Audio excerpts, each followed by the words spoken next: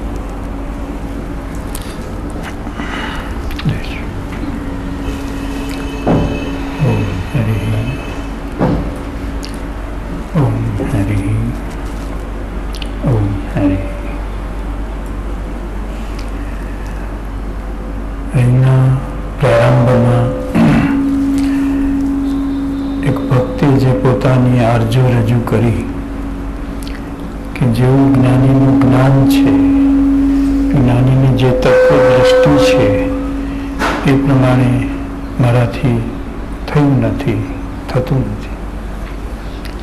એવો જ પ્રશ્ન અહીં વાસ્તવિક દ્રષ્ટિએ પૂછાઈ રહ્યો છે કે જે રીતે જ્ઞાની પુરુષ પુરુષાર્થ કરે છે એ પુરુષાર્થ પ્રમાણે જે જીવન જીવવું જોઈએ યોગ્ય સમયે એ જીવાતું નથી. એટલે એમ પણ લાગે છે કે જ્ઞાનીના પુરુષાર્થને પણ આપણે વિફળ કર્યો. તો એ જીવન કેમ જીવાય, આ અંતરાય કેમ દૂર થાય, મારી તો છે.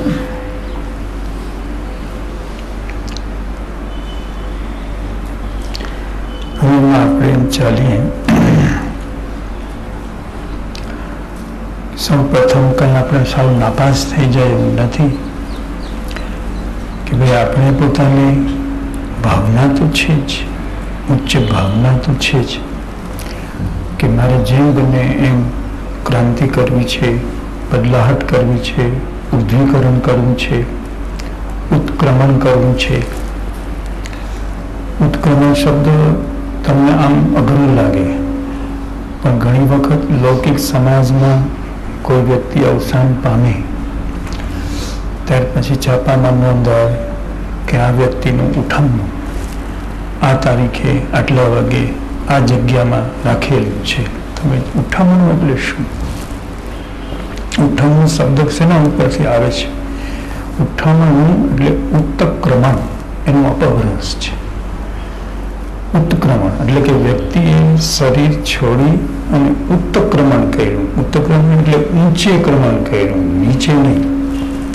તો કે જે ઉત્ક્રમણ કર્યું તો કે એની બેઠક છે, એના માટે બધા ભેગા થયા છે. જેમ લગ્નની પાર્ટી હોય તો કે એ પ્રમાણે એને ઉત્ક્રમણ કર્યું, એના અનુસંધાને આપણે સૌ ભેગા થયા છે. તો એવી જ રીતે વ્યક્તિએ પોતે ઉત્ક્રમણ કરવાની ભાવના તો છે. એટલે હવે ભાવના છે એટલે પછી હવે ભગવાન તો બહુ દયાળુ છે, કૃપાળુ છે.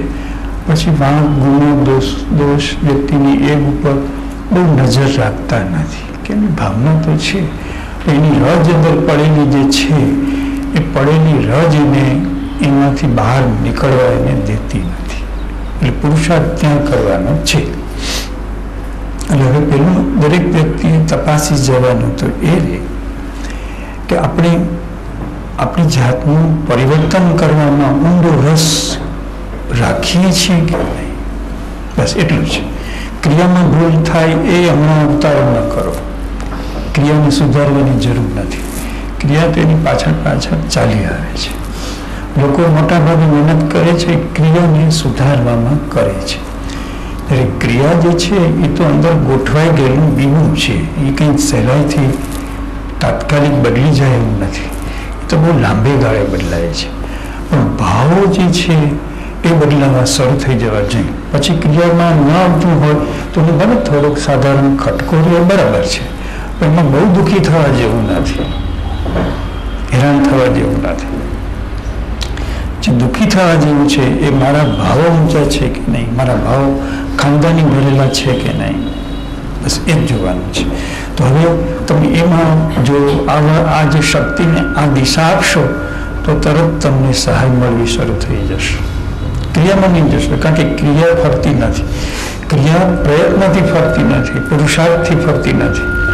ભાવ પુરુષાર્થથી પ્રચાર ભેદ તમે પકડી લ્યો કે વ્યક્તિની જે ક્રિયા છે એ કોઈ મહેનત કરે, પ્રયત્ન કરે તો કંઈ ફરી ન જાય. કારણ કે એ ક્રિયા અંદર મશીન ગોઠવાયેલું છે એ પ્રમાણિત થવાની છે.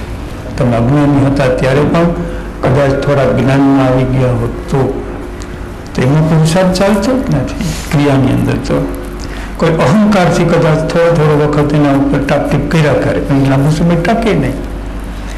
અહંકારથી કરેલું લાંબો સમય ટકે નહીં. એટલે ક્રિયાને સુધારવા ન જાઓ, પણ જે ભાવો છે આપણા કે એને મારે ઉત્ક્રમણ કરવું છે, મારે ઉત્ક્રમણ કરવું છે, મારે ઉત્ક્રમણ કરવું છે, આવા ભાવો રાખવા એટલે થોડું ઘણું કામ શરૂ થઈ ગયું. હવે જ્યારે એવા ભાવો રાખવાનું શરૂ કર્યા પછી જ્યાં સુધી આપણે સ્વતંત્ર છીએ, આપણે એકલા છીએ ત્યાં સુધી તો હરકત આવતી નથી. પરંતુ જ્યારે આપણે કોઈની સાથે સંકળાયેલા હોય છે, બીજા લોકો સાથે આપણું લેનદેન હોય છે, ત્યારે બીજી વ્યક્તિ સામે વર્તનને વ્યવહારની જે ઉર્જા પેદા થાય છે અને એ આપણા મનને હચમચાવે છે. મન ઇફેક્ટિવ છે, અસર આવે છે. મન છે ને ઇફેક્ટ આવે છે. એટલે હવે મન એટલે એમાં પણ તમે જો એમ જુઓ કે આ ઇફેક્ટ જે બીજા માણસના વર્તનની, વ્યવહારની, આચરણની અસર આવી તો એમાં મારું સત્સંગ કામ ના આવ્યું, મારો પુરુષાર્થ કામમાં ના આવ્યો, મારું જ્ઞાન કામમાં ના આવ્યું. કેમ ના આવ્યું? તો કે જે ઇફેક્ટ થાય છે અંદરના મશીનને થાય છે. કોઈ તમારી સામે યોગ્ય વર્તન કરે તરત જ એની ઇફેક્ટ થાય મન ઉપર, અસર થવાની જ છે, એ મશીનને થાય છે. તો હવે એના ઉપર જો નજર રાખવાનો થોડો ધૈર્યપૂર્વકનો પુરુષાર્થ થાય કે જે મારા મનમાં અશાંતિ આવે છે, વિક્ષેપ આવે છે, આવરણ આવે છે, મનમાં કેટલાક અપ્રિય વર્તન થઈ જાય છે, વ્યવહાર થઈ જાય છે, આચરણ થઈ જાય છે, તો હકીકતે તમારું નથી પણ માની લીધેલું છે કે આ મારું છે.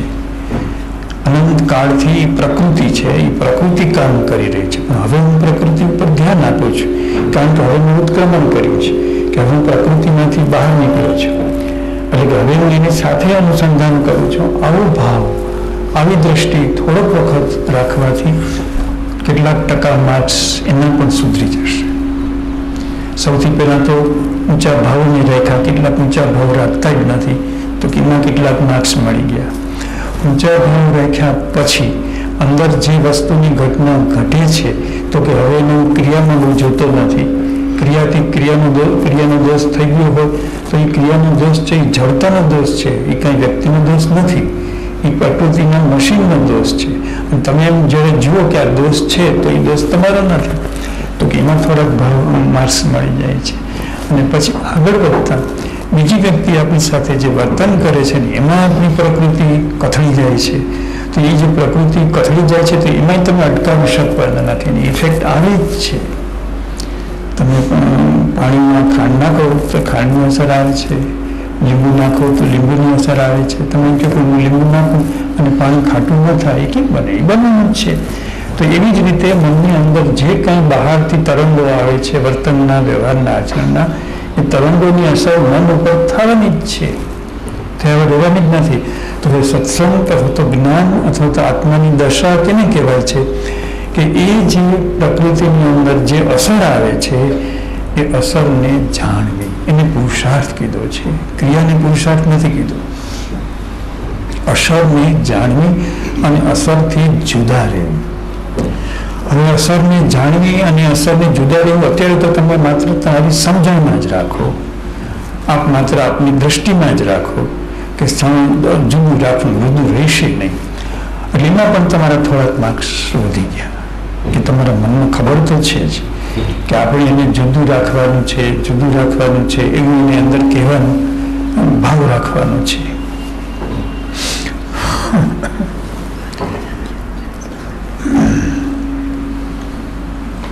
હવે એ ભાવ રાખ્યા પછી અઘરું પડશે કે ભાઈ એવું રાખવા છતાંય એ જુદું રહેતું નથી, ભળી જવાય છે. મનની અસરમાં ક્રોધ આવે તો ક્રોધમાં ભળી જાય છે, ભય આવે તો ભયમાં ભળી જવાય છે, અપમાન થાય તો એ અપમાનના વેદનામાં ભળી જવાય છે, ચિંતામાં ભળી જવાય છે. આ બધું અંદર જે ભળી જવાય છે તો કે હવે એનો અભ્યાસ કેમ થાય?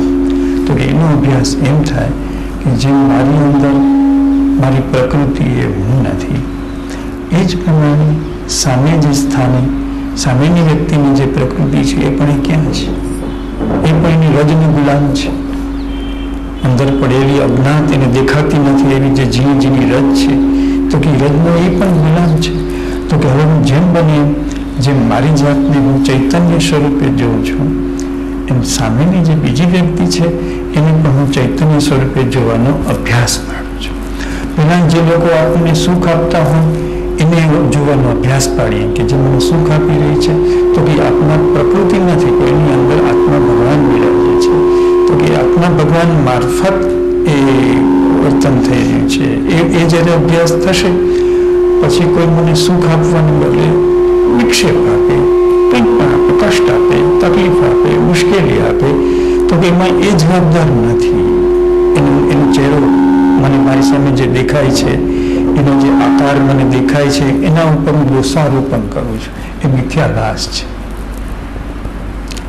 એનો ખોટો મિથ્યા એનો પેલો છે ભાવ છે કે સાચી વસ્તુ નથી. એના આકાર સાથે જોડાઈ જાય છે કે આ વ્યક્તિનો ચહેરો, આ વ્યક્તિનું નામ, આનું રૂપ, આનું ગુણ, આ જે છે એ મને કરી રહ્યો છે. હકીકતે એને પોતાને કંઈક સમજાય નથી, પણ એની નીચે રહેલી જે દશા છે એ કરી રહી છે.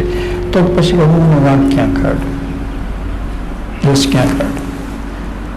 પેલો પ્રસંગ છે, લાવોત્સેનો જ છે કદાચ, કે જતા હતા ક્યાંય દરિયાની અંદર મુસાફરી કરતા હતા, વાણમાં મને હાથ રાખ્યો, પાછળથી બીજું વાણ આવ્યું, એની સાથે અથડાયું તો અને હાડકું તૂટી ગયું. એવી રીતે ભટકા. ભાઈએ સામ પાછું ફરીને જોઈને કે ભાઈ આ કોણ છે, હાથમાં એને વ્યવસ્થા કરી લીધી કે આને જે પટાપટી થાય કરો. કોઈ પૂછ્યું કે તમે પાછું વળીને જોઈને કે શું ફેર પડે છે? કદાચ ખાલી વાણ અથડાયું હોય તો હું શું કરું? અને ખાલી વાણમાં કોઈ માણસ બેઠો હોય તો એ વાણથી વિશેષ ક્યાં છે? એની ક્યાં શક્તિ છે? જેમ વાણની શક્તિ નથી એની ક્યાં શક્તિ છે? એ પણ એના રજના ગુલામ છે, એને આધારી કરે છે. તો કે મારે ક્યાં જોવાનું? તો કે હાથ ભાંગી ગયો, તો જેને હાથ ભાંગી નાખ્યો એના સામે એને જોવું પણ નહીં, દ્રષ્ટિ પણ ના કરી કે શું ફાયદો? નકામ મને એના પ્રત્યે દ્વેષ થશે, મારે જોવું જ નથી કારણ વગરનું. તો એ જ પ્રમાણે આપણી આજુબાજુ જે લોકો આપણા સાથે સંકળાયેલા છે એને આપણે ચેતન સ્વરૂપે જોઈએ. આખી સૃષ્ટિ છે એ બે વસ્તુની જ બનેલી છે. એક ચેતન તત્વ છે, બીજું પ્રકૃતિનું તત્વ છે. પછી એની વિવિધતાઓ, વિવિધ વાનગીઓ, જેમ ઘઉં હોય પછી ઘઉંની તો કેટલી વાનગી બને, પાર વગરની લિસ્ટ કરવા બેસો તો ઘણી લાંબી યાદી થાય, આ થાય, આ થાય, આ થાય, આ થાય.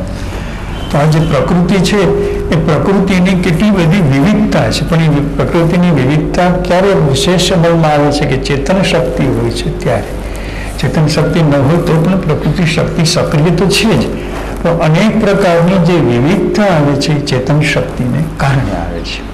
તો હવે આપણે ઘણી બધી આ દુનિયાની અંદર અધ્યાત્મના, તત્વજ્ઞાનની ઘણી બધી મોટી મોટી વિચારધારાઓ છે. એક વિચારધારા, બે વિચારધારા, 500 વિચારધારા છે. આપણે હવે 500 વિચારધારામાં કે 5000 વિચારધારામાં ક્યાં પડીએ? આપણે તો આટલું જ જાણીએ કે પ્રકૃતિ છે ને ચેતન છે. મારી જે શરીરની રચના છે એ બે વસ્તુથી બનેલી છે, બેના મિશ્રણથી બનેલી છે. પ્રકૃતિથી બનેલી છે અને ચેતનથી બનેલી છે. શું કરવાથી હું સુખી થઈ જાઉં અને મારું જીવનની ગતિ સુધરી જાય? કે જો હું પ્રકૃતિનો પક્ષ લેતો અટકી જાઉં, પ્રકૃતિનો પક્ષ પણ ન લઉં અને પ્રકૃતિનો વિરોધ પણ ન કરું, એની સામે પણ ન જાઉં, અને એને બદલે જે ચેતન જે છે તો કે એ સચ્ચિદાનંદ છે, શાશ્વત છે, એની અંદર જીવન છે, સત્તત્વ છે, આનંદ તત્વ છે, એમાંથી સમજણ મળે છે, પ્રકાશ મળે છે અને બોધ મળે છે. તો પક્ષ કોનો લેવાય? કે જે આપણને બોધ આપે છે, જે સમજણ આપે છે, જે આપણને પ્રકાશ આપે છે, જે આપણને અંદરનો ઊંડો અહેસાસ આપે છે, પ્રતીતિ આપે છે, શ્રદ્ધા આપે છે, વિશ્વાસ આપે છે, ધૈર્ય આપે છે, આશ્વાસન આપે છે, આપણા બધા પ્રશ્નોને શાંત કરી દે છે. તો કે આપણી અંદર રહેલી ચેતન શક્તિ છે. તો હવે એ ચેતન શક્તિનો મારે આશ્રય લેવાનો છે. વાત આટલું દૃઢીકરણ કરવાનું છે કે મારો આશ્રય ચેતન શક્તિનો લેવાનો છે. તો પછી હવે પ્રકૃતિમાં જે કંઈ બની રહ્યું છે, સારું ખોટું, ન્યાય અન્યાય, એ બધું પ્રકૃતિ થકી છે. તો હવે ન્યાય અન્યાય એ પણ પ્રકૃતિના છે, સારું ખરાબ એ પણ પ્રકૃતિનું છે. જે સચ્ચિદાનંદનું જે ચૈતન્યનું જે સ્વરૂપ છે એમાં દ્વંદ્વ જ નથી, એ દ્વંદ્વાતીત વસ્તુ છે. તો કે આ દુનિયાની અંદર જેટલી ફિલોસોફી છે એમાં તો આવી જ ગયું. પછી જેને જેવો રસ હોય એ પોતપોતાની જે તત્વજ્ઞાનમાં માનવું હોય એ માને. પણ આપણું તો બે જ છે, આ તો પાયો છે, આ તો કરવું જ પડે. આટલું તો આપણે પછી જેની જેવી વિચારધારા એ પ્રમાણે કરે, જેવું જેનો સંસ્કાર એ પ્રમાણે કરે. પણ આ વસ્તુનો પાયો ભૂલવો ન જોઈએ. તો કે એમાં ચેતન સ્વરૂપ મારે પ્રકૃતિનો જે વિવિધતા છે અને ચેતનની શક્તિ પ્રકૃતિમાં ભળી ગઈ છે, એને કારણે પ્રકૃતિ સાથે મારી તદ્રુપતા થઈ ગઈ છે, એકરૂપતા થઈ ગઈ છે. જેમ આ શરીરમાં હું રહું છું તો આ શરીર સાથે મારી તદ્રુપતા થઈ ગઈ. તો હવે પુરુષાર્થ શું કરવાનું? કે આ જે પ્રકૃતિની સાથે મારી જે તદ્રુપતા છે, તદ્રુપતા એટલે શું? કે શરીરનું રૂપ એ જ હું છું, શરીરનું રંગ રૂપ આકાર, શરીરનો ઢાંચો એ જ હું છું, એ એ મારી મિસ્ટેક થઈ, એ મારી ભૂલ થઈ ગઈ. એ ભૂલ છે પછી એના વધુ ને વધુ એના આવિષ્કારો વધતા જાય. તો એ ભૂલ મારે સુધારવી છે કે આ શરીરની પ્રકૃતિ એવું નથી, બીજાની પ્રકૃતિ, બીજા લોકોને જે માનવું હોય તે માને. પણ હવે હું સમજી ગયો છું કે એમ કરવાથી ઘણા બધા ફાયદા છે. એક તો આજીવનની સુધરી છે, નવું જીવન ઉત્ક્રમણ પણ થાય છે, સારામાં સારી ઊંચી ગતિ પણ થાય છે, અને એ ગતિ પછી પાછું નવા જીવનની અંદર પણ ઘણો બધો એનો વિકાસ થાય છે, ચાલુ જીવનમાં પણ ફેરફારો થાય છે. માટે મારે આ ચેતનનું તત્વ છે એ મારે પ્રાપ્ત કરવું છે. આવો ભાવ રાખો. હવે આટલો અત્યાર સુધી આપણે ભાવ રાખવાની વાત કરી.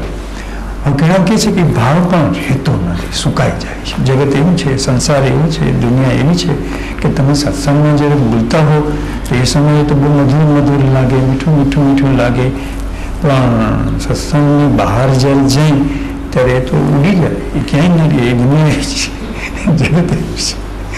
તો કે હવે એમાં શું કરવું? તો કે એમાં પછી આપણે કીધું કે આ ક્રિયાથી તો થતું નથી. તો પછી હવે તો કે વ્યક્તિએ કે આખો જગતનો જે મેળો છે, તો કે મેળાથી કંઈ ભાગી જવાથી કંઈ પ્રશ્ન પતી જતો નથી. જગતના મેળ પણ એ મેળામાં તમારે એકાંકિકતા, તમારું એકલાપણું એ અનુભવ શરૂ કરવું જોઈએ કે આખા જગતમાં હું એકલો છું, આખા જગતમાં હું એકલો છું. ભલે લાખો માણસની વચ્ચે છું પણ હું એકલો છું. સંતો હોય હજારો લાખો કરોડો માણસોથી ઘેરાયેલા હોય પણ એને પોતાને પોતે એકલા જ લાગતા હોય કે હું આટલા લાખ માણસની વચ્ચે છું, આટલા કરોડ માણસની વચ્ચે છું, પણ અંદરથી હું એકલો છું. કોઈ મને જાણતું નથી, કોઈ મને સમજતું નથી. તો કે એકલાપણાની ભાવના અનુભવવી. હવે આટલો તમે રસ્તો કહો એમાં ઘણું સુધરી જાય.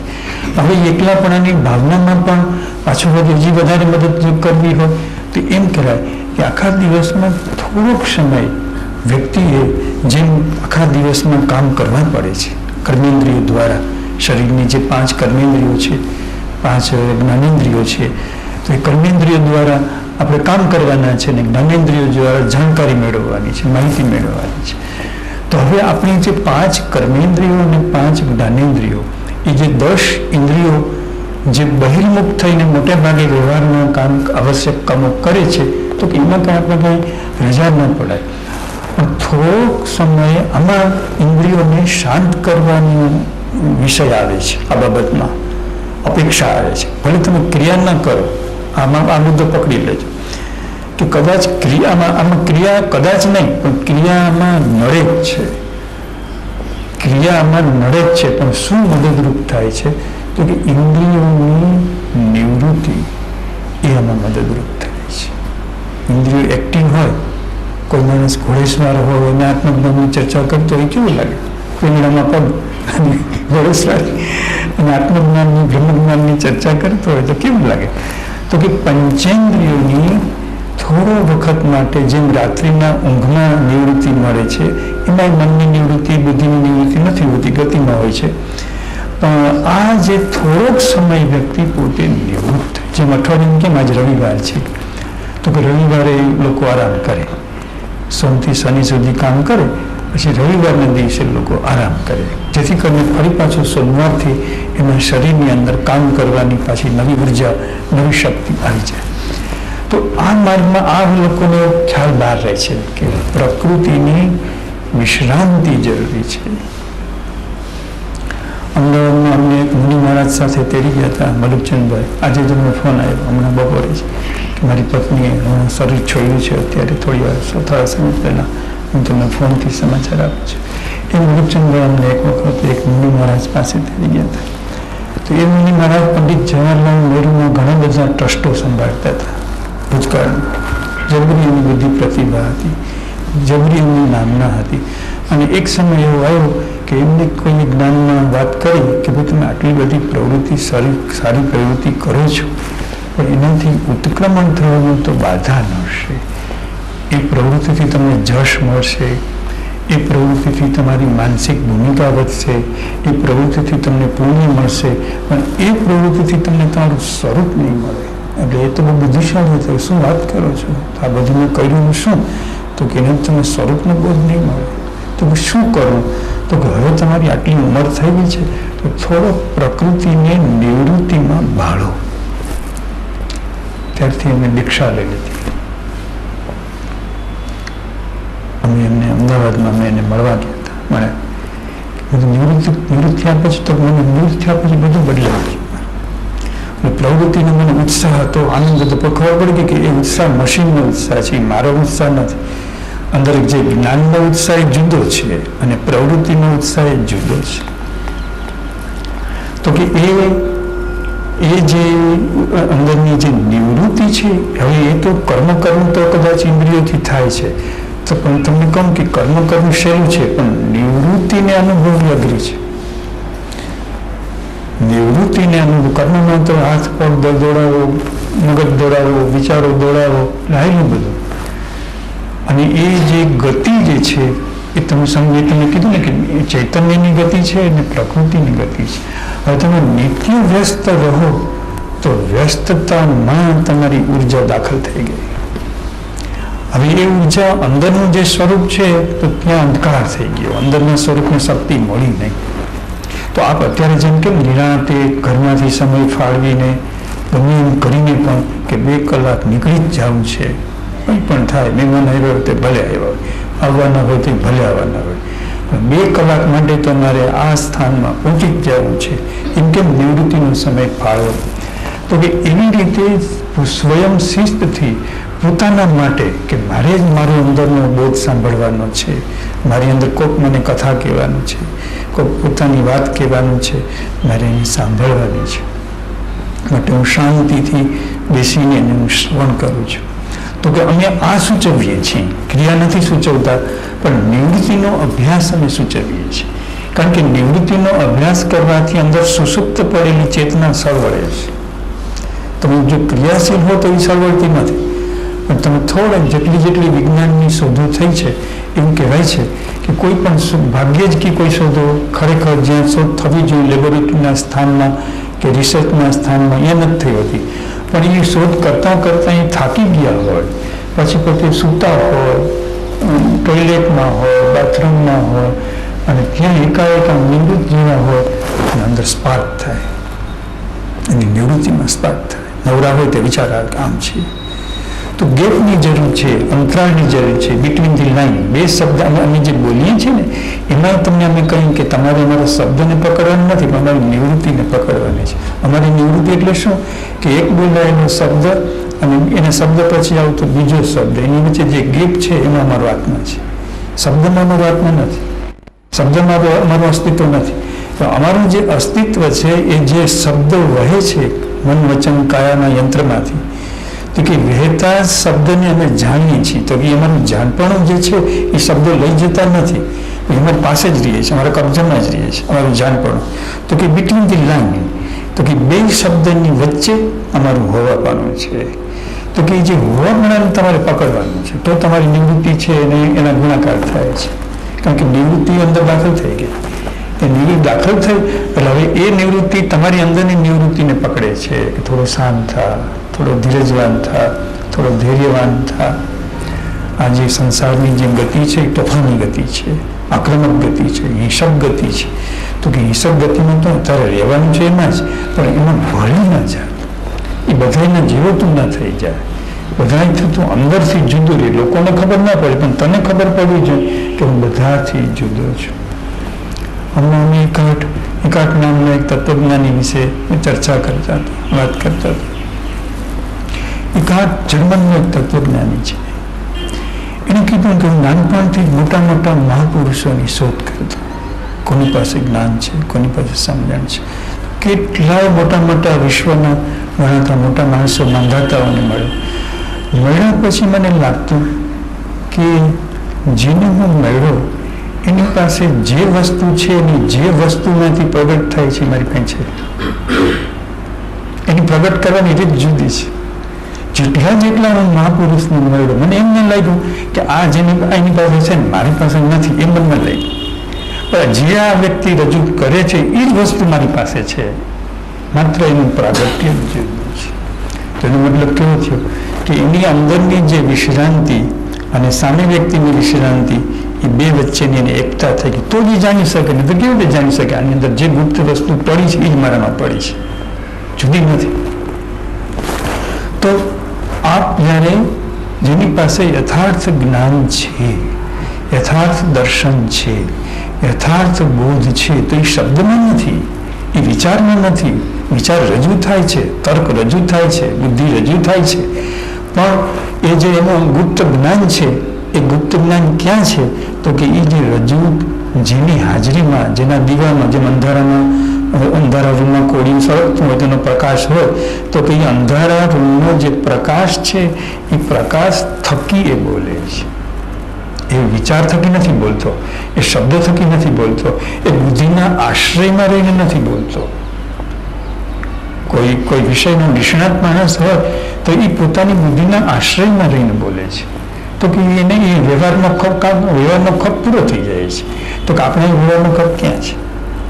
આપણે કંઈ વ્યવહારનો ખપ નહીં, આપણે શેનો ખપ છે? તો લોકો રજૂઆત કરે છે કે અમને અશાંતિ બહુ છે, અધૈર્ય બહુ છે, દુઃખ બહુ છે, ક્લેશ ઘણો છે. તો કે એમાં કંઈ પ્રકૃતિના પરમાણુ તો કાઢવાની વાત છે, શાંત કરવાની વાત છે. તો કે એમાં જે જરૂર છે એ શેની જરૂર છે? તો કે એમાં જે જરૂર છે એ માત્ર અંદર પડેલો જે બોધ છે, અંદર પડેલો જે પ્રકાશનો જે ઉજાસ છે એ ઉજાસને પ્રસરાવવાની જરૂર છે. એ ઉજાસ પ્રસરે એની સાથે જ એક વાતાવરણ થઈ જાય કે ઉજાસ પ્રસરી ગયો. તો હવે એ જે ઉજાસને પકડે છે તો પછી પોતાના પ્રશ્નને મદદ કરી રહ્યો છે. મારે કંઈ એના સવાલનો જવાબ હોશિયારીથી જવાબ આપવાનો નથી. આપણા કરતાં વધારે સારી રીતે જેમ કેટલાકનું વક્તૃત્વ બહુ સારું હોય, વક્તૃત્વની કળા બહુ સારી હોય, તો આપણા કરતાં વધારે સારો જવાબ દે. પણ કંઈ જવાબ કામમાં આવવાનો છે? જે કામમાં આવવાનું છે તો દશા છે કે વ્યક્તિનો બોધ છે, એની પ્રકાશની ઉર્જા છે. તો મેં તમને આ નિમિત્તે એમ સમજાવ્યું કે જો તમારામાં નિવૃત્તિની ક્વોલિટી હશે, નિવૃત્તિની ક્ષમતા હશે, તો તમે અમારું બધું લૂંટી જવાના, મેળવી જવાના. જે નિખાટ લૂંટી ગયો કે આ બધાને જાણું છું, કોઈ એવું નથી કે જેને હું સમજતો ન હોય, જે મારી અંદર ન હોય.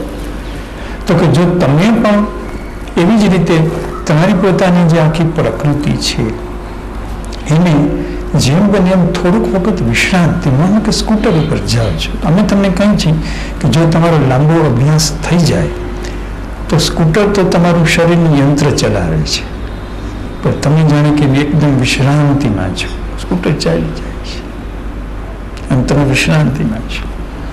ઘણી વખત વહેલી સવારે ખેતરમાંથી ખેડૂતો પોતાના ગાડા લઈને નીકળતા હોય, સીમમાં જતા હોય ઘેરથી નીકળીને, તો સવારે 4 વાગે નીકળે ગયો પોતે તો ઊંઘી ગયા હોય, પણ બળદ ગાડીને એના ખેતર સુધી દવામાં પહોંચી જાય તો ઊંઘતા જ હોય, ગાડું જતું હતું. તો એ જેમ શારીરિક રીતે નિષ્ક્રિય હોવા છતાં એનું ગાડું પહોંચી જાય છે, તો એવી રીતે આપણે શારીરિક રીતે ઊંઘી જવાનું નથી કહેતા, પણ માનસિક રીતે આપણે જે સક્રિયતા કે હવે આપણે જાણીએ જ છીએ સ્કૂટરમાં તો હજી ચલાવવું પડે, પણ પાછળ બેઠો એનું શું? એમ તો કાંઈ નહીં, આગળ બેઠો એને ધ્યાન રાખવું પડે, ક્યાંક અથડાઈ ન જવાય, અથડાય નહીં. પણ પાછળ બેઠો એ બોજામાં બેઠો હોય છે, એ વ્યસ્ત બેઠો હોય છે, ચિંતામાં બેઠો હોય છે. તો કમસે કમ કે બધા જાય છે, જે થવાનું હશે એ થશે. ટ્રેનમાં પણ ચિંતામાં બેઠા હોય છે, બસમાં પણ ચિંતામાં બેઠા હોય છે, પોતાના ઘરમાં પણ ચિંતામાં બેઠા હોય છે. તો કે એ જે ક્રિયા કરો છો, તો કે ક્રિયાની જે વ્યસ્તતા છે એ મશીનને સોંપી દે. ભગવાન ગીતામાં શું કહે છે કે જે કર્મેન્દ્રિયો છે એ પોતાના સ્વભાવમાં પ્રવર્તે છે, આવો શબ્દ વાપરે છે કે આપણે જે કર્મેન્દ્રિયો છે એ પોતાના સ્વભાવમાં પ્રવર્તે છે. તું એમાં દાખલ ન થાય, તું એમાં હસ્તક્ષેપ ન કર, તું તારી વિશ્રાંતિમાં રહે. વિશ્રાંતિ એ તારો સ્વભાવ છે. તો હવે આપણે આખા દિવસમાં કેટલી પ્રવૃત્તિ એવી હોય કે એમાં વિશ્રાંતિ આજની તારીખે સહેલી ન હોય, પણ કેટલીક પ્રવૃત્તિ એવી હશે કે જેમાં મેં તમને કીધું એનો પ્રયોગ તમે કરી શકો. તમે સ્નાન કરો છો, જરા નિવૃત્તિથી સ્નાન કરો, બ્રશ કરો છો, નિવૃત્તિની ભાવનાથી કરો. જે કંઈ સાધારણ ઘરનું વાસિંદું વાળો છો, શાંતિથી કોઈકની ઈચ્છા થાય કે મને વાળવા આપે તો કેવું સારું, માણસ એવી રીતે વાળતો હોય. કેટલાક પશ્ચિમના યુરોપના માણસો કેટલાક આશ્રમોમાં આવે છે, પછી આમ સેવા માગે છે, અમને આપો, અમને વાળવા માટે આપો. અમને પોતા કરવાનું કહો તો કે ઈર્ષા થાય છે કે તમે કેટલો આનંદ માણો છો કે પોતા કરતાં કરતાં તમારી જે નિવૃત્તિ છે એ આમ પ્રકાશમાં આવી રહી છે કે શરીર પોતા કરે છે, શરીર સંજવાડી કાઢે છે, શરીર કપડાં ધોવે છે, રસોઈ કરે છે, ઓફિસની ફાઇલ જુએ છે, ફેક્ટરીમાં કામ કરે છે, કંઈ પણ કરે છે, પણ હું અંદરથી એને વિશ્રાંતિથી જોઈ રહ્યો છું કે આ શરીર કામ કરે છે. ઇન્દ્રિયો, ભગવાનને યાદ કરો, ઇન્દ્રિયો ઇન્દ્રિયના સ્વભાવમાં છે, આંખના સ્વભાવમાં છે. તારે આંખમાં દાખલ થવાનું નથી, કાનના સાંભળવાના સ્વભાવમાં છે, જીભ બોલવાના કે સ્વાદ લેવાના એના પોતાના સ્વભાવમાં છે. તું એનો જાણનાર છો, તું શું કામ તું એના મય થઈ જાશ, તારી વાણી મય શું કામ થઈ જાશ, તું જે સાંભળાશ એ સાંભળેલું છે એના મય શું કામ થઈ જાય, તું જે જોશ એને શું કામ આટલું બધું ગંદુ કરી નાખાશ, પવિત્ર કેમ લાગતો નથી, કે જે જોવાનું એમાં તું શું કામ દાખલ થઈ જાશ, એને તું તારાથી જુદું રાખ, અલગ રાખ. તો કે એ રોજે રોજનો જો અભ્યાસ કે જ્યાં આપણે કંઈ ઉતાવળ નથી એ જો જગ્યાએ થાય તો જ્યાં તમારી કટોકટી આવે છે, જ્યાં તમારું કુરુક્ષેત્રનું આવે છે, યુદ્ધ આવે છે, જેમ અર્જુનનું અને દુર્યોધનનું યુદ્ધ હતું એમ દરેક વ્યક્તિને પોતપોતાનું કુરુક્ષેત્ર હોવાનું જ, કોઈ વ્યક્તિ કુરુક્ષેત્ર વગરની હોય જ ન શકે. તો સૌની પોતપોતાનું કુરુક્ષેત્ર હોય છે, પણ એ કુરુક્ષેત્રને એને ધર્મક્ષેત્ર કરી નાખ્યું. પેલો શબ્દ ધર્મક્ષેત્ર, ગીતાના પહેલા અધ્યાયનો પહેલો શબ્દ ધર્મક્ષેત્ર એ કુરુક્ષેત્ર. ધર્મક્ષેત્રમાં જ કુરુક્ષેત્ર હોય છે. કેટલાક એમ માને છે કે અધર્મમાં કુરુક્ષેત્ર, ખોટી વાત છે. કે જ્યાં ધર્મનું ક્ષેત્ર છે તો કે ત્યાં જ કુરુક્ષેત્ર હોય છે. તો કે એ તારા પોતાના ધર્મના ક્ષેત્રમાં, આત્માના ધર્મનું ક્ષેત્ર એટલે આત્માનું ક્ષેત્ર, અને આત્માનું ક્ષેત્ર એટલે જ્યાં શરીર છે તો કે કુરુક્ષેત્ર છે, પ્રકૃતિનું ક્ષેત્ર છે. તો કે એમાં તારે તારી બુદ્ધિ, તારા વિચાર ક્ષમતામાં રાખવાના છે, ક્ષમતામાં રાખીને તારે કામ કરવાનું છે. એ જ્યારે તું ધીમે ધીમે તારા સામે, તું ચિત્રકાર છો તો ચિત્ર કરતાં કરતાં જો તારી પ્રકૃતિ થોડી સમાધિમાં વહી જાય તો પછી કોઈ કારે ઝઘડો કરતાં કરતાં પણ તને સમાધિ લાગી શકે છે ને લાગી શકતા અને જોઈ છે. તકરાર કરતી હોય, ઝઘડો કરતાં કરતાં એને સમાધિ લાગી જાય, ઊંડી સમાધિ લાગે. કારણ કે એનો અહંકાર નથી, એની બુદ્ધિ નથી, માત્ર એને ઠપકો આપવાની જરૂર છે, અને બોલતાં બોલતાં એને સમાધિ લાગી જાય. તો એ પ્રમાણે જે પોતાના રોજના વ્યવહારની અંદર જે આ કાર્ય કરે છે, નિવૃત્તિનો અભ્યાસ, એને પકડી લેવાનો છે શબ્દને. આપણી પ્રવૃત્તિમાં પણ નિવૃત્ત થવાનું છે, પણ આપણે નિવૃત્તિમાં પણ નિવૃત્ત હોતા નથી. માનો કે રાત્રે ઊંઘી તો એ તો કેવી નિવૃત્તિ કહેવાય, પણ મોટાભાગના લોકોને સવારે ઉઠે ત્યારે લગભગ આરામ મળતો નથી. એમને લાગે કે ખૂબ આરામ કરીને જાગ્યા છે, એમને લાગે. ઉઠે ત્યારે થાકેલા જ હોય, કારણ કે આખી રાત શરીરનો જે થાક, આખા દિવસની ક્રિયાઓનો જે થાક હોય એ થાક સહ્યો ન હોય. તો આપણે એમ કહીએ છીએ કે થાક શરીરને શારીરિક થાક લાગે તો સારું, તો એનાથી તો શક્તિ વધે, શરીર થાકે એ સારું, પણ મન થાકે એ ખોટું. તો કે મનને ખોટી રીતે થકવવું ના છે. તો કે મનને જેટલું બને એટલું શરીરની ક્રિયામાં, મનને જેટલો બને એટલો વિશ્રામ જે આપશે તો કે એની રાત્રિની જે ઊંઘ છે એ ખરા અર્થમાં નિવૃત્તિમય થઈ જશે.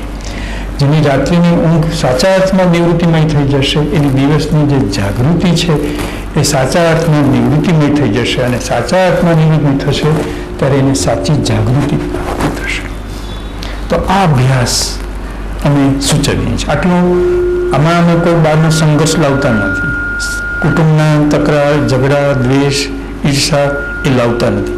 પેલા વ્યક્તિ પોતે આપમેળે પોતાની રીતે છાનું છપનું ગુપ્ત ભજન, અને ગુપ્ત ભજન કહેવાય છે, કોઈને ખબર ન પડે કે તમે કેટલા કલાક શું કરો છો. છાનું 24 કલાક એ ભગવાન ચેતન ભગવાનની સાથે કંઈક ને કંઈક ગુપ્તે કરતો પોતાનો પ્રશ્ન પતાવ્યા કરે. આમ એટલું કરવાનું અમે કહીએ છીએ. પછી જે બહારનું જે ઊભું થાય છે પછી બદલાશે, જુદી રીતે આવશે, જુદી રીતે બનશે, અને પછી તમને એમને કદાચ પૂછવું નહીં પડે. તમે જ્યાં હશો ત્યાં તમારી અંદરથી જ એનો જવાબ આવે. જ્ઞાનનો અર્થ જ એ થાય કે જ્યાં કટોકટી હોય ત્યાં એનો જવાબ આવે. વિચારી ના આવે એ જ્ઞાન ના કહેવાય, વિચારી ના આવે એ બુદ્ધિ કહેવાય, સ્મૃતિ કહેવાય. પણ જે વિચાર્યા વગર જે આવે તો કે સ્વાભાવિક કહેવાય, સહજ કહેવાય. તો કે પછી કોઈને પૂછવું નહીં પડે, પછી તો સ્વાભાવિક રીતે જે વસ્તુ જે સમયે થવી ઘટે એ થયા કરશે, એ બન્યા કરશે. તો નિવૃત્તિના અભ્યાસમાં કોઈને પૂછવું છે કંઈ કે નિવૃત્તિનો અભ્યાસ એમાં તમે મને થોડોક મદદ કરો ને થોડાક આગળ વધો? કારણ કે એના ઉપર મને એમ લાગે છે કે વેઇટ દેવાની જરૂર છે, ભાર દેવાની જરૂર છે જરા.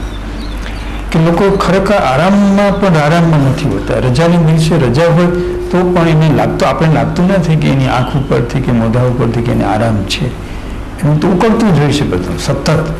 પછી કેટલો વખત ટકે એ જીવન, એ અસ્તિત્વ કેટલો વખત ટકે? કારણ કે પછી ચેતન છે એ નિષ્ક્રિય થઈ જાય છે, પછી કામ કરતું નથી.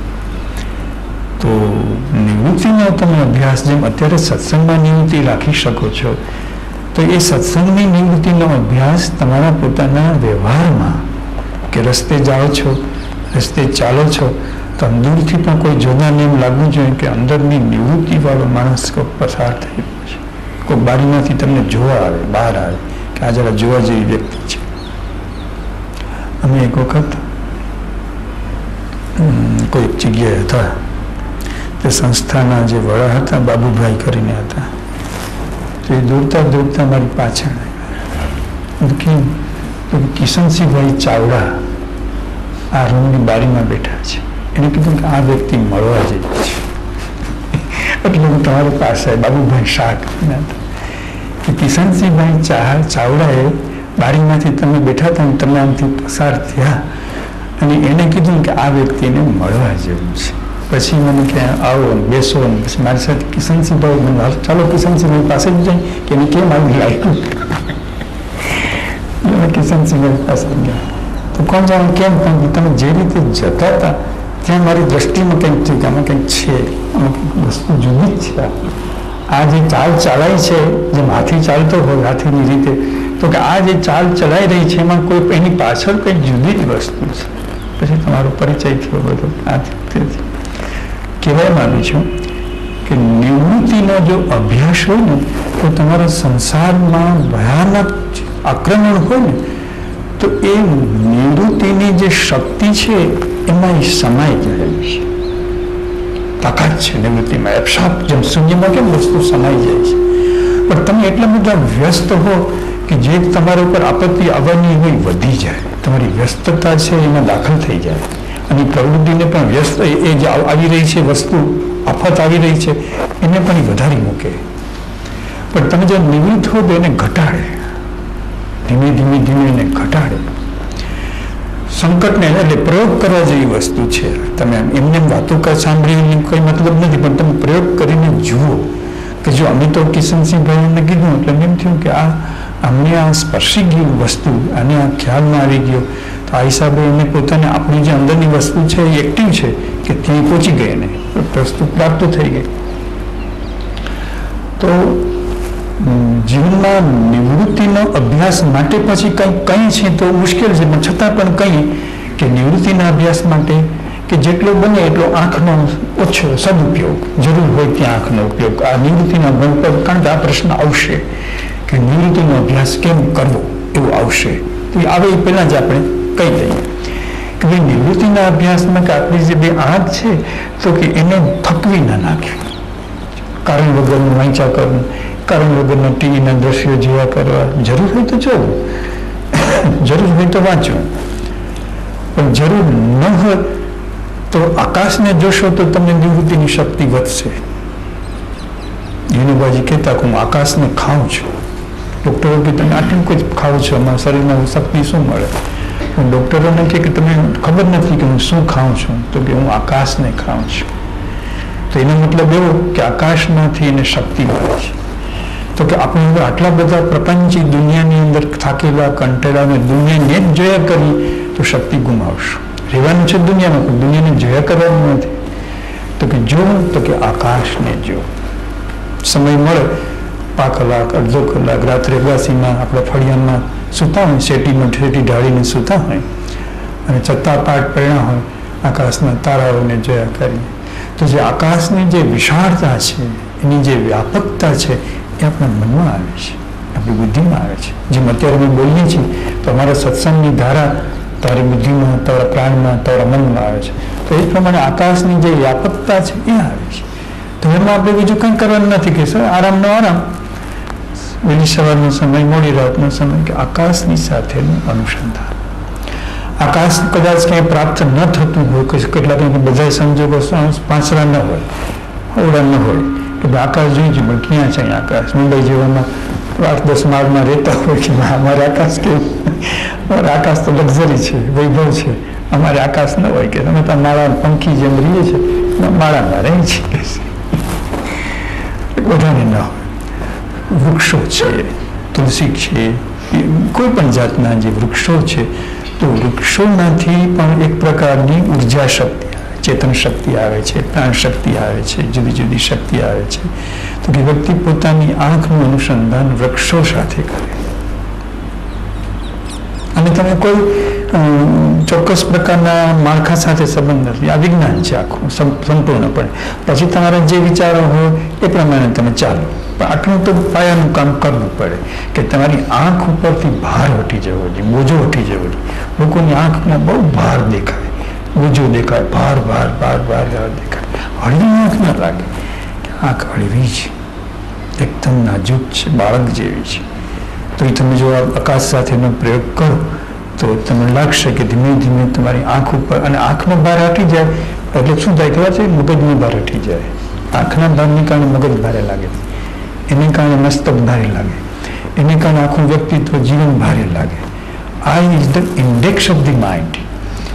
આંખ છે એ પુસ્તકમાં જેમ અનુક્રમણિકા હોય ને, તો કે આખા આ વ્યક્તિનું જીવન કેવું ભરેલું, તો કે એની આંખ ઉપરથી ખબર પડે છે. તો કે વ્યક્તિ પોતાની આંખને જેટલી બને એટલી નિર્મળ રાખે, પવિત્ર રાખે. નિર્મળતા અને પવિત્રતા તો જ રહેશે કે બિનજરૂરી રીતે એ ક્યાંય પોતાનું રોકાણ ના કરે. અને 1 સેકન્ડના 100મા ભાગમાં પણ એક તમારી આંખ અમુક જગ્યાએ કેન્દ્રિત થઈ, તો જે જગ્યાએ કેન્દ્રિત થઈ એ વસ્તુ તમારા આવ્યા વગર રહેવાની જ નથી, આવશે જ. શું કામ ખોટી જગ્યાએ કેન્દ્રિત કરી? જ્યાં પણ તમે કેન્દ્રિત કરશો તો એ વસ્તુ તમારે છૂટી જવાનું છે, મેગ્નેટની જેમ છૂટી જવાનું. તો કે આવા અનેક પ્રકારના બનાવોથી જ રજ બને છે, કર્મરજ બને છે. કોઈ કેમ કર્મરજનું ઉત્પાદન કઈ રીતે થાય છે? તો કે વ્યક્તિની આંખથી થાય છે. જો એની આંખની ઠીક કેટલાક પછી કાયમ માટે એકાંતમાં બેઠા રહે છે, પણ આપણે તો કંઈ બેપોસાય નહીં. આપણે તો બધું ઘર ચલાવવું છે, ધંધો ચલાવવો છે, બધું કાર્ય સાથે કરતાં કંઈ છોડવા બોલવાનું નથી, કંઈ એ બધું કરતાં કરવાનું છે. તો હવે જ્યારે જ્યારે વ્યક્તિને અવકાશ મળી જાય ત્યારે પોતાની જે આંખ છે એનો સદુપયોગ કરે. ચાલે તો એવી રીતે ચાલે કે જ્યાં જરૂર હોય ત્યાં જ જોવાનું, જરૂર ન હોય તો શા માટે બધી જગ્યાએ જોતા રહેવું હોય, જોઈએ. હવે જેવું આંખનું તેમ બીજી પછી છે જ્ઞાનેન્દ્રિયોનું. કર્ણેન્દ્રિય છે, સ્પર્શેન્દ્રિય છે, બધું જે છે, સ્વાદેન્દ્રિય છે, બધાની અંદર. તો જેટલી બને એટલી સજાગતા, જેટલી બને એટલી. મુખ્ય બંધન જે છે એ આંખનું છે, મુખ્ય બંધન છે, મેઇન જે છે એ છે. એને વ્યક્તિએ પોતે નિવૃત્ત રાખે. વાણીને પણ જરૂર એક વખત જ્યાં સુધી તમે જે શબ્દ બોલો છો ને, તો બોલેલો જે શબ્દ વિશે એમ કહેવાય છે કે અત્યારે હું માનો કે એક શબ્દ બોલ્યો કે વ્યક્તિએ જાજુ બોલવું નહીં. આટલું જે હું બોલું ને તો એમ કહેવાય છે કે એક આખો રૂમ ભરાઈ જાય એટલા એના ઝીણા પરમાણુઓ, એક જ વાક્યમાંથી આખો રૂમ ભરાય જાય એટલાના પરમાણુઓ બને છે. કે તમારે ઓછું બોલવું જોઈએ. શબ્દો કેટલા? 3 કે 4 છે, પણ 3 કે 4 શબ્દના જે પરમાણુઓની સંખ્યા છે તો કે આખો રૂમ ભરાઈ જાય. એટલા પરમાણુઓ એ મુક્ત પુરુષોએ જોયેલા છે, જાણેલા છે. એ ઇન્દ્રિયોથી દેખાતા નથી, પણ એને પોતાની પ્રજ્ઞાચક્ષુથી, એને પોતાના જ્ઞાન પ્રકાશમાં દેખાવાનું કે વ્યક્તિ બોલીને કેટલું ગુમાવે છે, કે આટલા પરમાણુમાં દાખલ થઈ જાય છે. એટલે મૌનનો મહિમા છે. જેટલું બને એટલું મૌન રાખો, એટલે પરમાણુઓ સાથે તમારો લોડ ઘટતો જાય. કેટલાક માણસનું જીવન બહુ ભાગ, કોઈ તમે ઓળખતા ન હો, તમને પરિચય ન હોય, પણ તમે જુઓ તો તમને એમ થાય કે આ વ્યક્તિ ન મળાય તો સારું, અને એને વાત ન થાય તો સારું. શેને કારણે એમ થાય છે? એની ભાષા જુદી હોય, એનો દેશ જુદો હોય, પણ એની ચહેરો જોતા તમને એમ લાગે કે આને આપણે ન મળીએ તો સારું. તો એની પાછળ એને પરમાણુઓનો દબાણ હોય છે, પરમાણુઓનો ફોર્સ હોય છે, એટલા બધા લોડ હોય છે, એનો ભાર હોય છે. કેટલાક માણસ આપણે ઓળખતા ન હોય, જે છોછરામ થાય કે આને આપણે મળીએ તો સારું, આની પાસે બેસીએ તો સારું. તો કે એ શેને કારણે? તો કે એનું કોઈ રાગ નથી કાંઈ તમને, પણ તો કે એની અંદર એટલા પરમાણુઓનો વજન નીકળી ગયું છે, તોલ નીકળી ગયો છે, માપ નીકળી ગયું, વજન પરમાણુ નીકળી ગયા છે. અને અંદર જે આકાશ છે એ આકાશની શક્તિ અને ચેતનની શક્તિ ખુલ્લી થઈ ગઈ છે, ટ્રાફિક ખુલ્લો થઈ ગયો છે. એટલે એ વ્યક્તિની હાજરી આપણને ગમે છે, એની ઉપસ્થિતિ ગમે છે. એનાથી આપણે આપણું દુઃખ ભૂલી જઈએ છીએ, આપણો કંટાળો ભૂલી જઈએ છીએ, આપણો થાક ભૂલી જઈએ છીએ. એ જે ભૂલી જાય છે તો કે એના આપણા ઉપરના પરમાણુઓનો વરસાદ વરસતો નથી, એટલા માટે આપણે એનો લાભ મળે છે. તો આપણે સિદ્ધાંતમાંથી નિવૃત્તિમાં જવા માટેનો એ થયો કે તમારી અંદર પરમાણુઓનું વજન વધવું નથી. જેમ પીડન ડૉક્ટરો આપણા શરીરના ચરબી ન વધે એમ ઘણી સલાહ આપે છે કે ભાઈ તમારા શરીરનું આરોગ્ય જાળવવા માટે શરીરનું વજન વધવું ન જોઈએ, આટલી લંબાઈ હોય તો આટલા કિલો વજન હોવું જોઈએ. એ એનું માપ છે, આદર્શ માપ છે. તો એ આ જાતનું આદર્શ માપ અધ્યાત્મનું પણ છે કે તમારી અંદર પરમાણુનો લોડ વધવો ન જોઈએ.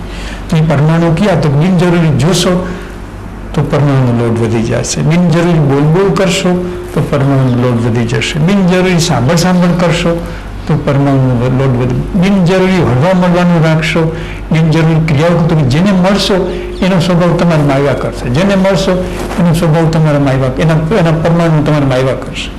તો આવશ્યકતા અનુસાર મળો, તારા કર્મ અનુસાર મળો, તારા પ્રારબ્ધ અનુસાર મળો. તારા વ્યવસાય માટે જરૂરી હોય તો જેના ગમે એવા લોડવાળા પરમાણુ હોય તો મળવું પડે, આપણું પ્રારબ્ધ છે.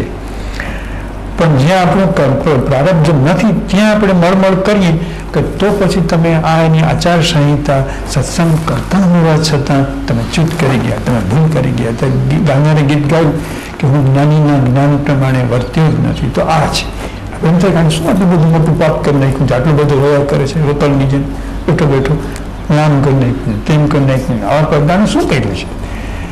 એટલે સૂક્ષ્મ દ્રષ્ટિએ આ કર્યું છે કે એને પોતાની આંખને જેવી રીતે રાખવી જોઈએ એવી રીતે રાખી નથી, પોતાની જીભને જેવી રીતે રાખવી જોઈએ એમ રાખી નથી, પોતાના કાનને જેવી રીતે રાખવા જોઈએ એવી રીતે એને રાખ્યા નથી.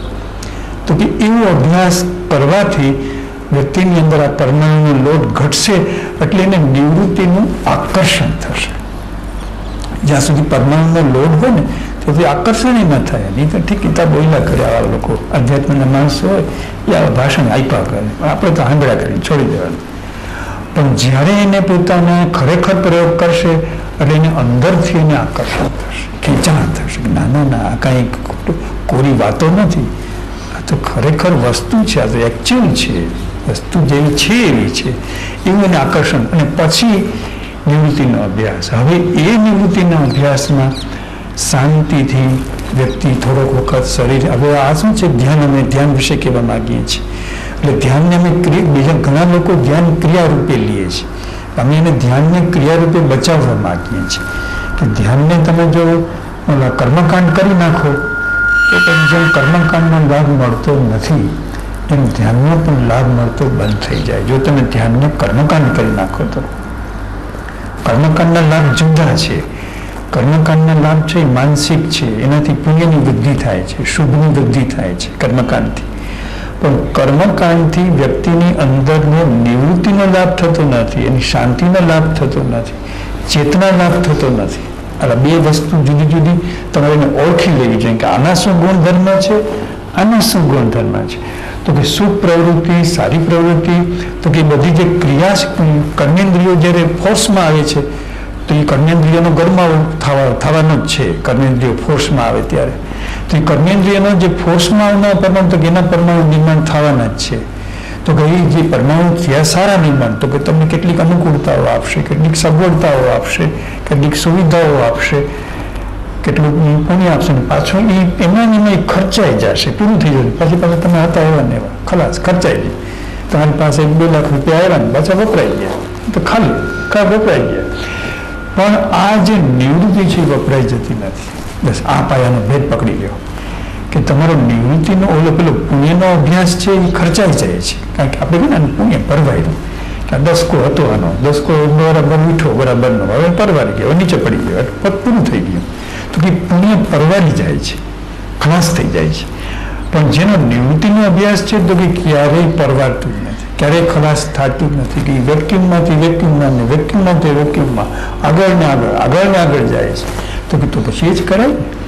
ઓલ પહેલું આપણે કંઈ છોડીને નહીં, સત્કર્મ કરવાના હોય, પુણ્ય કરવાના હોય, એને કંઈ આપણે છોડીને નહીં, એને રાખીએ. પણ આપણો આશય કેમ વધુને વધુ નિવૃત્તિનો અભ્યાસ થાય, પોતાના મનને ઓળખવાનો અભ્યાસ થાય, ને અંદરના અણુ પરમાણુઓ ઘટતા જ જાય ને વ્યક્તિ આમ રૂના ઢગલા જેવું થઈ જાય, નરમ થઈ જાય, સાવ. તો બધા પરમાણુઓ ખલાસ થઈ ગયા, ખતમ થઈ ગયા. હવે તો માત્ર જ્યારે જો ત્યારે પ્રકૃતિ ખાલી થોડી ઘણી ઉપરની રહે છે, પણ ચેતનનો જ સળવળાટ છે, ચેતનનો જ સળવળાટ છે. તો ત્યાં પછી કોઈ સમસ્યા હોતી નથી, ત્યાં કોઈ પ્રશ્ન હોતા નથી. તો હવે ધ્યાનના અભ્યાસમાં, નિવૃત્તિના અભ્યાસમાં કે વ્યક્તિ અમુક પોઝિશનમાં બેસે પલોઠીવાળી તો પણ ઠીક છે, ખુરશી અમે જેમ બેઠા છીએ એમ ખુરશી ઉપર બેસે તો પણ ચાલે, સીટી ઉપર સૂવે તો પણ ચાલે, ઊભા પણ ચાલે, બેઠા પણ ચાલે. કોઈ જ્ઞાની પુરુષને પૂછ્યું હતું કે ધ્યાનમાં આસન કેવું રાખવું, એવો પ્રશ્ન પૂછ્યો. એટલે એને થયું કે ભાઈ આને આસન કહેશું તો આ તો કોઈ પણ એક આસન પકડી લેશે. તો એને કીધું ગૌદોહા આસન. તો ગાયને દોવા બેઠા હું એમ કે આસન, તો આવું તો કંઈ હોય ગૌદોહાસન. પણ ગાયની ગૌદોવા માટે જેમ ગોવાળ બેઠો હોય તો કે એવું આસન રાખીને ધ્યાન. તો કે આમ કેમ કહો છો?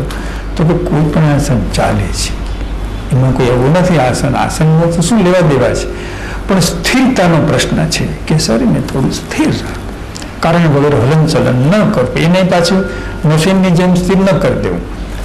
શક્ય હોય ત્યાં સુધી શરીરને સ્થિર રાખ. એટલે શરીરની ગતિ સ્થિરતામાં હોય અને પછી અંદર તમારા મનને જુઓ, તમારી બુદ્ધિને જુઓ, તમારા વિચારોને જુઓ.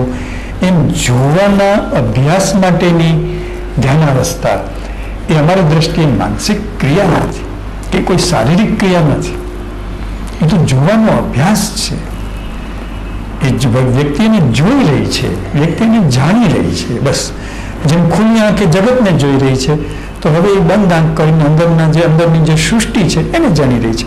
અને અંદરની સૃષ્ટિને જાણવાથી જ અંદર જવાય છે, કંઈ બહારની સૃષ્ટિને જાણવાથી કે અંદર જવાય?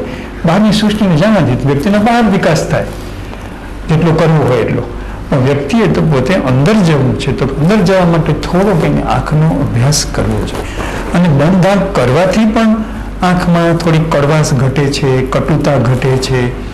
આંખમાં ઘણી વખત જે આપણા વિચારો હોય ને આપણી આંખમાં હોય છે, કે જે કોઈ તમે જે વસ્તુના વિચારો જેવા કર્યા હોય એ તમને વિચાર તો માનો કે અત્યારે સાંજના 7 વાગ્યા છે, તમે 4 વાગે અમુક વસ્તુના વિચાર કર્યા, પછી 4 પછી 5 વાગે, 6 વાગે, 7 વાગે, 8 વાગે જે વિચાર કર્યા, તો જેમ વાસણની અંદર એલચીના દાણા હોય, પછી એલચીના દાણા તમે દૂધમાં નાખી દો તો એ તમે વાટકાની સૂંઘો, તમે એલચીની સુગંધ આવે.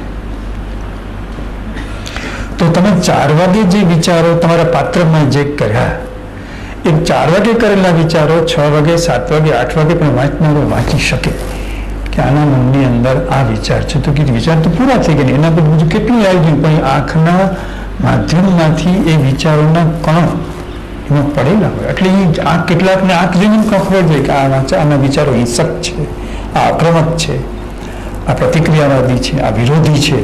એની આંખ ગમે એટલું સારું ઠાવકું મીઠું બોલે તો ખબર પડે કે આ વિચાર જુદા જ છે. અને ઠાવકું ન બોલે, મીઠું ન બોલે છતાં ખબર પડી જાય કે ના, એનો ભાવ ઊંચો જ છે, એનો આશય ઊંચો જ છે. તો એટલી બધી વિચારોની અસર છે.